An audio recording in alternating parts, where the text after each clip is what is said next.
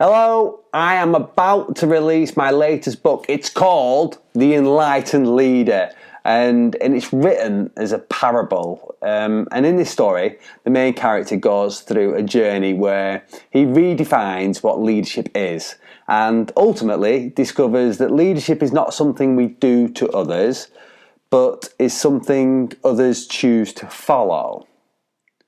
And then he kind of works out that great leadership then, enlightened leadership, starts with self-leadership. And then in the book, what he then does is go through a journey and learns about all the different elements that define self-leadership through the lessons learned with world-class experts. Now, I'm not going to tell you the whole story. You're going to have to get the book for that. But what I do want to do is share how the idea from this book came about and why, whether you get the book or not, you should take a look at leadership and how you perceive it currently. So, about 5 years ago, I was reading through some discussion groups on LinkedIn, and one particular one caught my eye. And it was a really simple question. It was, so what is the most important aspect of leadership? Now, that one discussion point, that one discussion group, there were over 2,000 comments. So 2,000 people who expressed their opinion.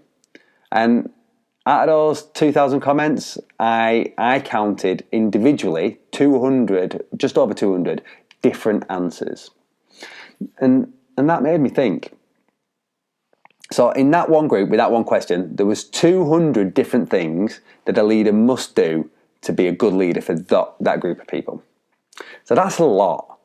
And when you look at what the experts have to say on leadership, we have this same problem. Everyone has this different perspective with a different list of these are the things that great leaders do. So no wonder in our current society we think that leadership is elusive. It's just become this really complex and confusing thing, and I felt there must be a simpler way. I felt that somewhere along the line we've got this idea of leadership wrong somehow. So what I did from that inclination was to try and find out. So I asked leaders, loads and loads of leaders at every level you can conceive, from the first managers to the highest CEOs of the biggest companies in the world. And I asked them, what is the most important aspect of leadership? I also asked them, what is the most important thing you get from your leader? And those two questions provided a very different level of answer and a different insight. So when I asked about leading other people, most of the leaders responded with the multitude of answers that I found on LinkedIn. So they were wide, varied, and very convoluted. So loads of different things about how you should lead people. But when I asked people how they like to be led, we get 6 answers. 6. So when you look at it from this different perspective about how people follow, well, followers, they just want 6 things. But leaders, we think there's 2,000 things. And this is where it struck me. The important people in leadership are the followers. It's not the leader. They decide to follow or not. Nobody else. You can't force somebody to follow. And leaders are not leaders without followers.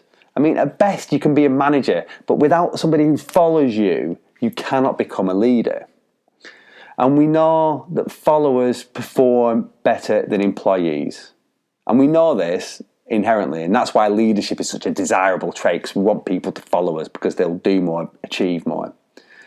So, but in this process of defining leadership, we forgot about the important people. We made up this list of important things a leader must do and not do without asking followers, what are the most important things about how to be led? And when we ask followers, we get these 6 things. And all of them link back to self-leadership. So I urge you, ask yourself how you want to be led. Define it clearly. and then make that the central aspect of how you lead your team. And you will find that the results will be dramatic. So finally, just want to say thank you for watching. If you're interested in learning more about the key elements of self-leadership that will allow followers to choose to follow you, then my book is available to buy right now on the link below. It's called The Enlightened Leader, and it's about new leadership for our uncertain world.